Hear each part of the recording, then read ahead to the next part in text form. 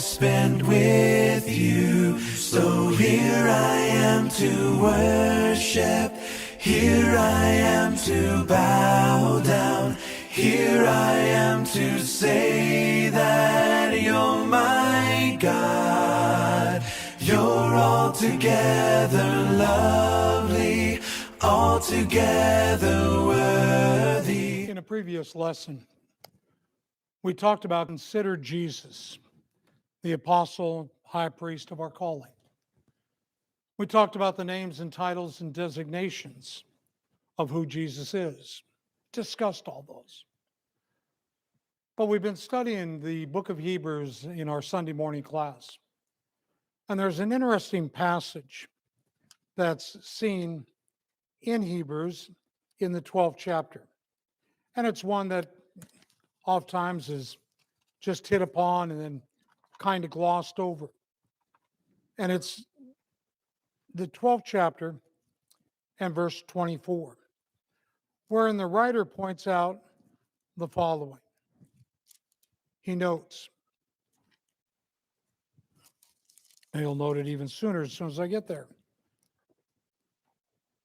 And to Jesus, the mediator of a new covenant, and to the sprinkled blood, which speaks better than the blood of Abel.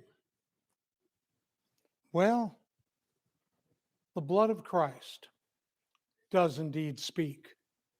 Now, in the 11th chapter, the author talked about the blood of Abel and what it said and how it's one of faith, of compliance, of obedience.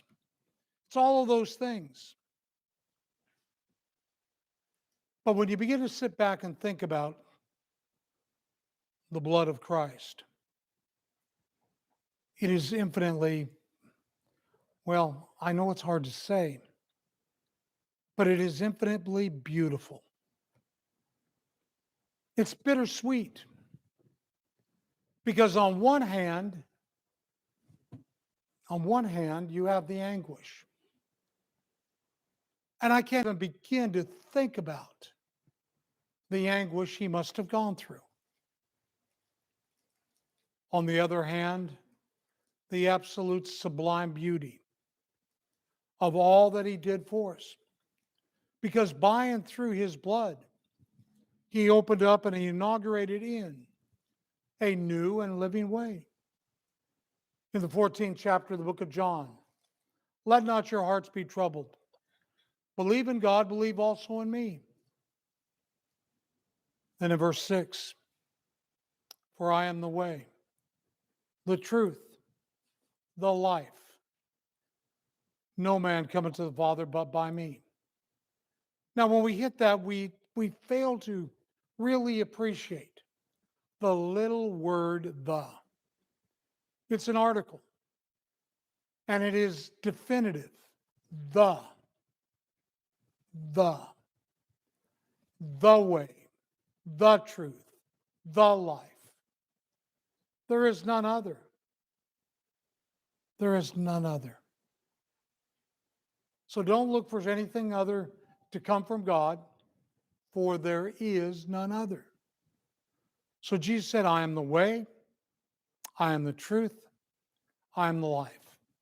And as we've been looking at in the book of Hebrews, it is an absolute celebration of the fact that his blood opened up the way.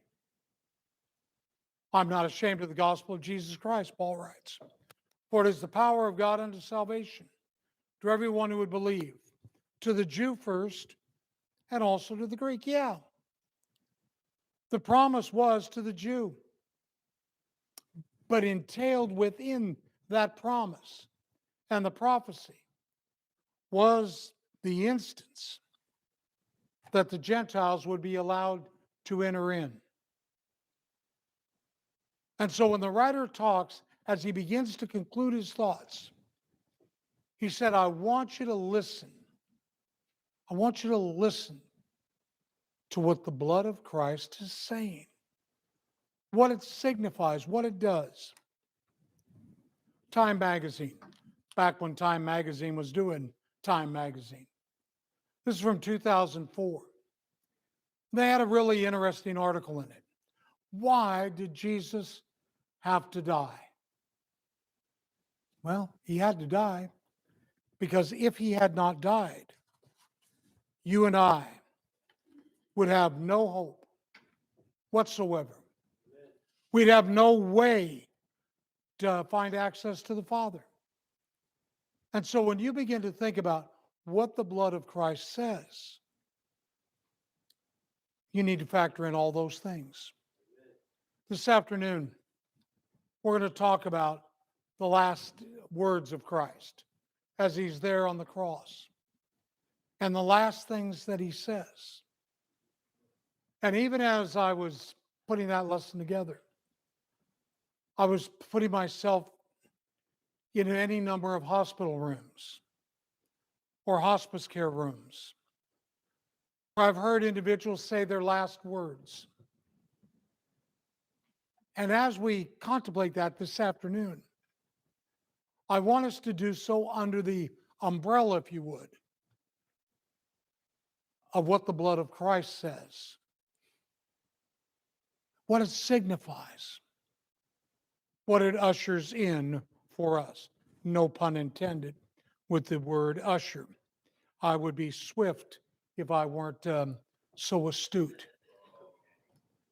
Go ahead, groan. Thank you, Dean. All right, let's listen closely. Here's what you're going to hear. What you're going to hear is the blood of Christ. It speaks about the amazing, matchless love of God. We sing a song that ties in with the matchless love that God has for us. But let's let Paul's words speak for us. Go back to Ephesians, the 2nd chapter. And we're going to drop down 4. So in verse 4, Paul writes, but God, being rich in mercy. Now stop. Christ's blood speaks of mercy. Unmerited favor. What did we do to merit such grandiosity on the part of God? Look back at verse 1, same chapter. And you were dead in your trespasses and sins. You had no hope in this world, separated, alienated from God. But God, being rich in mercy, sent forth his Son. Then he goes on to say in verse 4, his mercy is because of his great love with which he loved us. Remember a few weeks ago we talked about why did God create man? What was the motivation behind it? The fact that God is consummate of love. God is love. There was no other conclusion other than God would create man. His love had to be expressed some way. Now, undoubtedly, man turned his back on God. We know that. We live in a broken world because of that. Nevertheless, God had a plan for the redemption of man.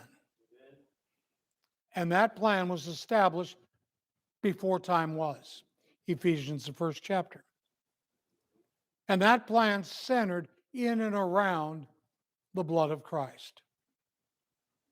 And it speaks of God's love. So the mere fact that I exist, that you exist, speaks of God's love. But it also speaks of God's love that he sent his Son to pay the redemption price. And we sit back and we marvel at that. How much love does that take? But then you think of as a parent, you bring a child into the world and you want only the best for that child. But sadly, sometimes the child goes far afield from where they should be. and you stand and wait, ever wait for that child to come home, the prodigal son, the parable Jesus taught therein. But let's just focus right now on what the blood of Christ says regarding mercy and love. Go to the 3rd chapter and drop down verse 19. Paul continuing on, he points out the following. And to know the surpassing, I'm quoting out of one translation, reading from another. And to know the love of Christ, which surpasses knowledge, that you may be filled up to all the fullness of God. All the fullness.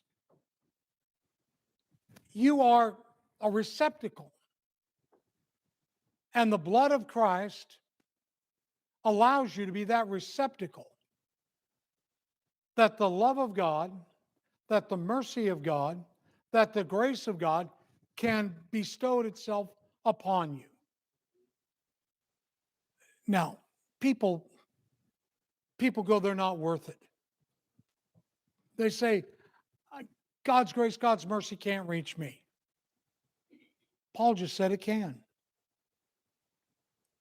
And we can't sit back and say, I have no worth, I have no value. Because the blood of Christ shows us that worth, that value. That God loved me enough to send his son. In Romans, the 5th chapter, while we were engaged in hostilities toward God, he sent forth his son. Now stop and think of that. While we were engaged in hostilities, God sent forth his son. Hostilities, open warfare against God, treating God with the utmost of contempt. And God said, that's okay. I'm going to send my son anyway. Austin was talking about the night in which Christ was taken and betrayed as we surrounded the table. And he was talking about how Jesus washed the feet of the disciples. Yeah, disgusting. Vile. I've often wondered about why somebody becomes a podiatrist and, deal with feet all day long. Wog. But here is the Savior doing that. And then later on that night, in his farewell discourse with them, greater love has no one than this, than one lay down his life for his friends. You are my friends if you do as I command you. So wash the feet to show humility, to show servitude. Then he said, you know what? Kind of like a late night commercial. But wait, there's more. I'm going to die for you. I'll humble myself. I'll wash your feet. But I'm going to die for you. I'll inaugurate in the way. And I will make the greatest demonstration of love that one could ever think. That one lay down his life for his friends. That's what Christ did for us while we were engaged in hostilities,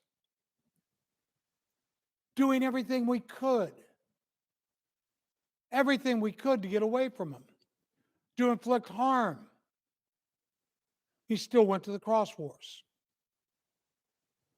Now you can see on the overhead, 1 John, the 2nd chapter, verses 4, 5, and 6.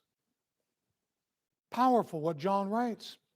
Now remember, when John writes this, he's writing it from the standpoint of an aged man who's now looking back.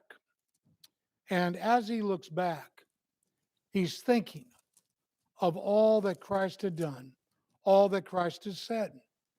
So the one who says, I have come to know him, does not keep his commandments, is a liar.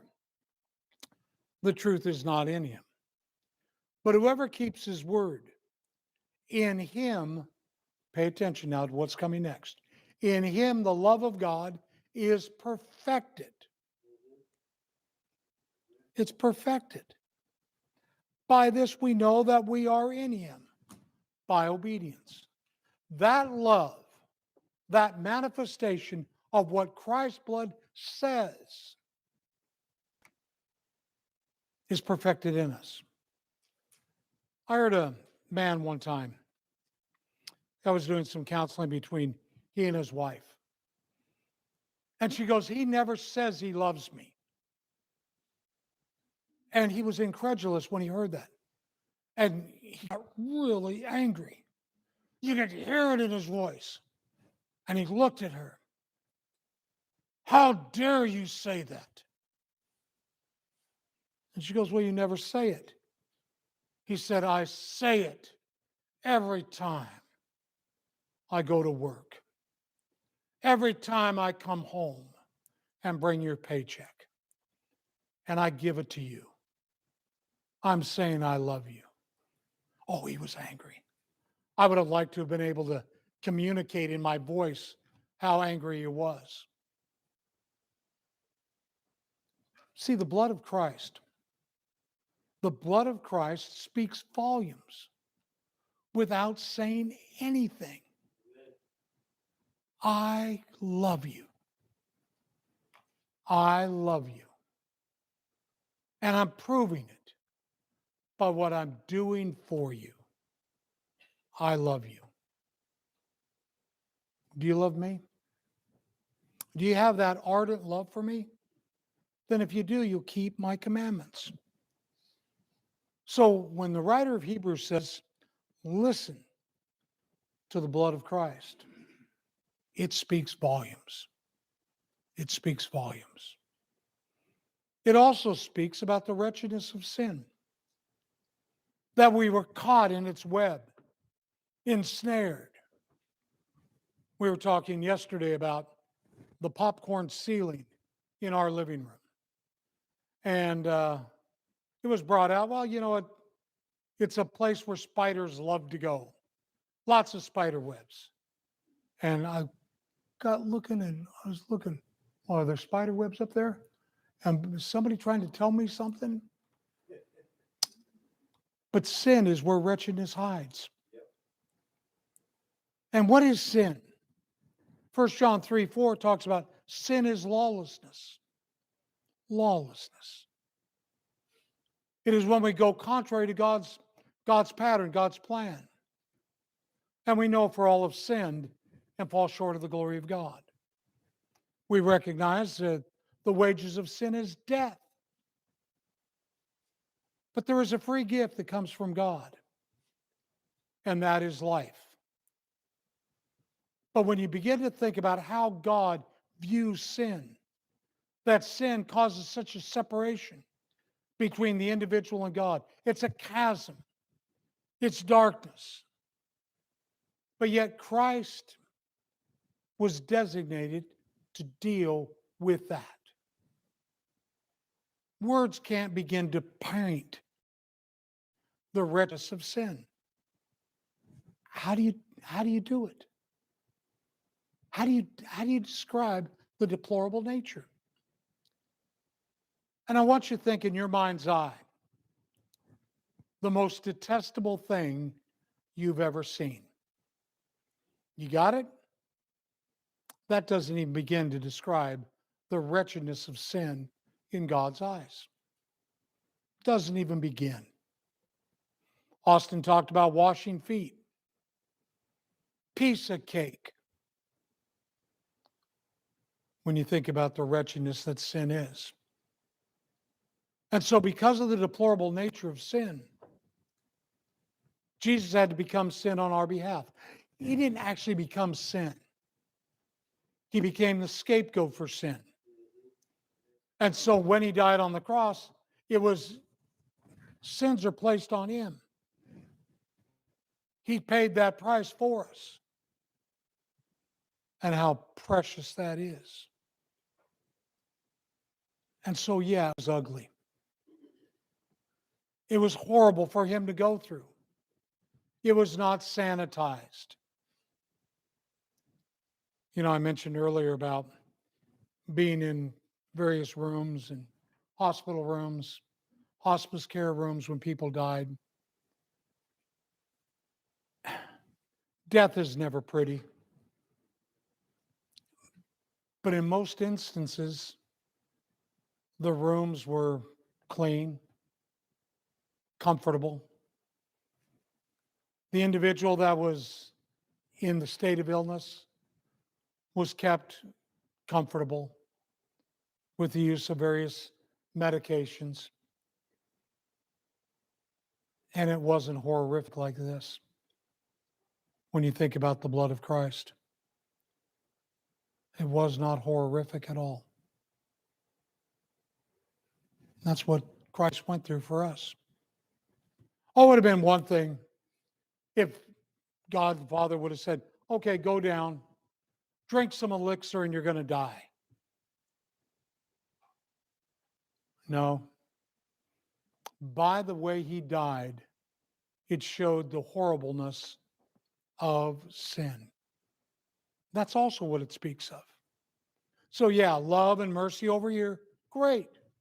Wretchedness of sin on the flip side.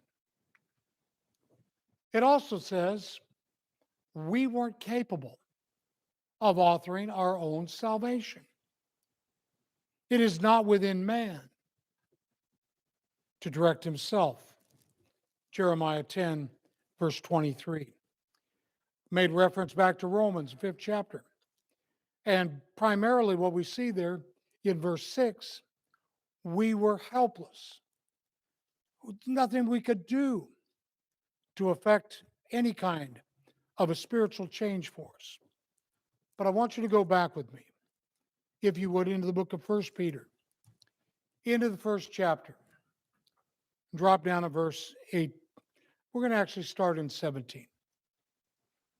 And if you address as Father, the one who impartially judges according to each man's work, conduct yourselves in fear during the time of your stay upon earth, knowing that you are not redeemed with perishable things like silver or gold from your feudal way of life, inherited from your forefathers, but with precious blood, as of a lamb unblemished and spotless, the blood of Christ. I don't care how wealthy you are. You couldn't have bought your way out of it. Elon Musk, billionaire upon billionaire. No matter how much money he's got, he could not secure his own salvation. The blood of Christ speaks about that. It reminds us how truly helpless, in a spiritual sense, we are. This is the blood that is being shed for the remission of sin, is what Christ said. Matthew 26, verse 28. This is the only thing that is going to redeem mankind. We watched a stupid movie last night. Imagine that. But it was the creature that could have conquered the world. And it takes place in the 1950s in the Salton Sea area. Tells you how bad the movie was. And we were watching it and looking at all the various things. And mankind was able to destroy the creature, to save all of mankind. And there was joy and celebration. Mankind can't do anything. Can't do anything to bring about salvation, no matter how well intended we are. The creature that's going to eat the earth. Creature that's consumed the earth is sin. And that's what we have to deal with. And that's what the blood of Christ came in order to help eliminate or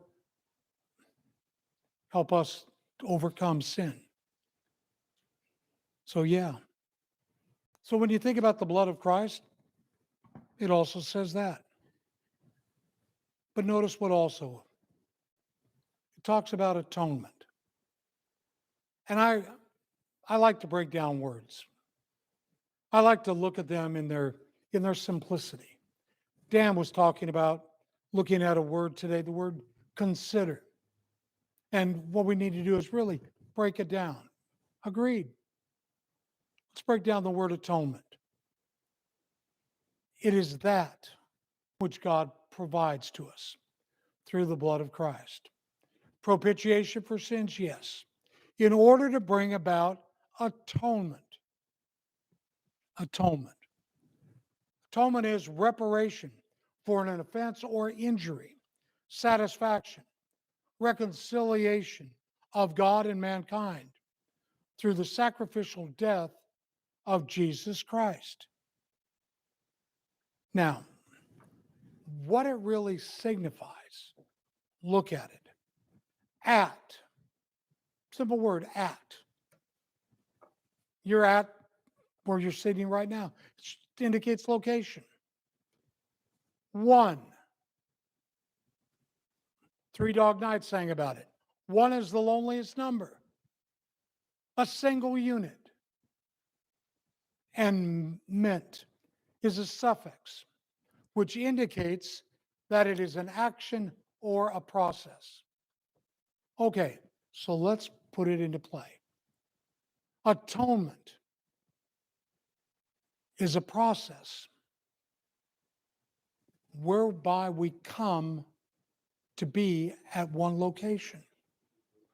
In location to a single entity by a process or agent. We are joined to Christ, who joins us to the God the Father by a process because of what he did on the cross.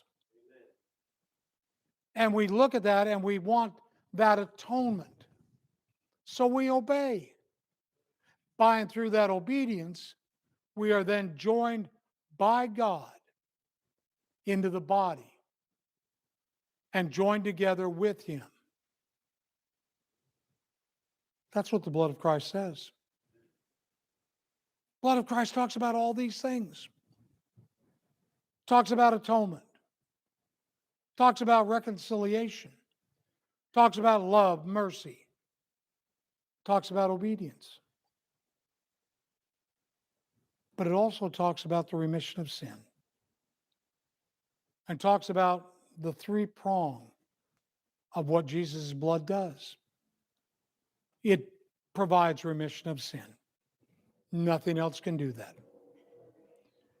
It is that agent which takes away the old law, all the way through Hebrews.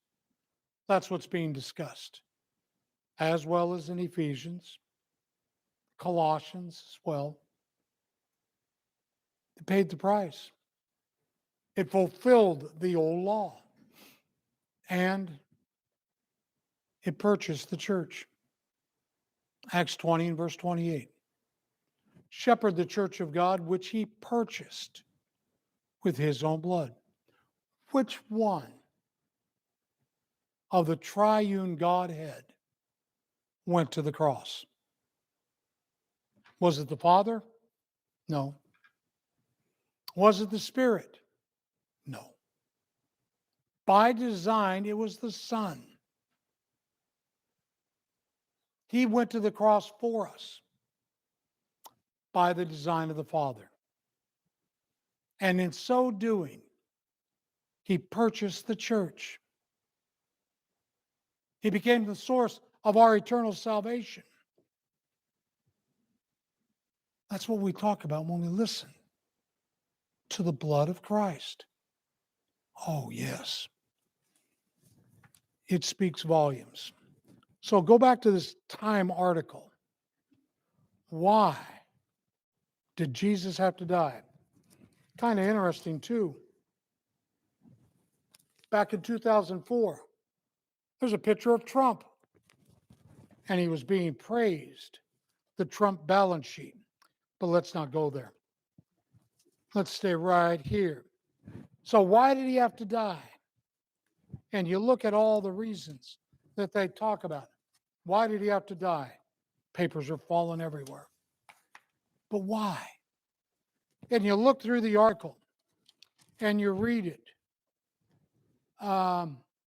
Here's one theologian says, okay, if this really happened, why did it happen? Why did Christ die? And if he really did die, then my God, what does that mean for me?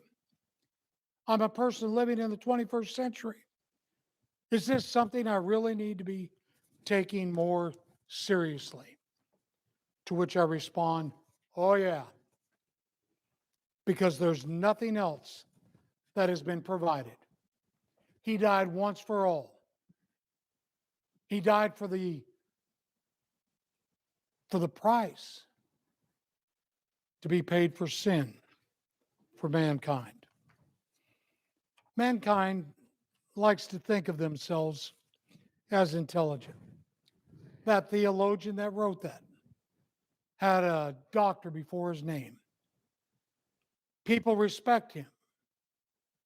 He likes to hear himself talk, apparently. But he misses the point. How could a theologian, somebody who's supposed to have studied the scriptures, have missed the entirety of the purpose of the New Testament, which speaks about the shed blood of Christ? How could he have missed it? How? Impossible. So that's what the blood of Christ says. So when the writer of Hebrews says, listen carefully to the blood of Christ, even though it doesn't speak in an audible form, it speaks volumes. If there's any here that has not yet put on Christ in the waters of baptism, you're not benefiting from the shed blood of Christ. You need to put him on in the waters of baptism, to have those sins remitted, to emerge to walk in newness of life, being added by God to the only church that Jesus Christ ever purchased. And he paid the purchase price, which was his blood. If you are here this morning and need the prayers of the congregation for strength or encouragement, however we can help you spiritually, we invite you to come. Always.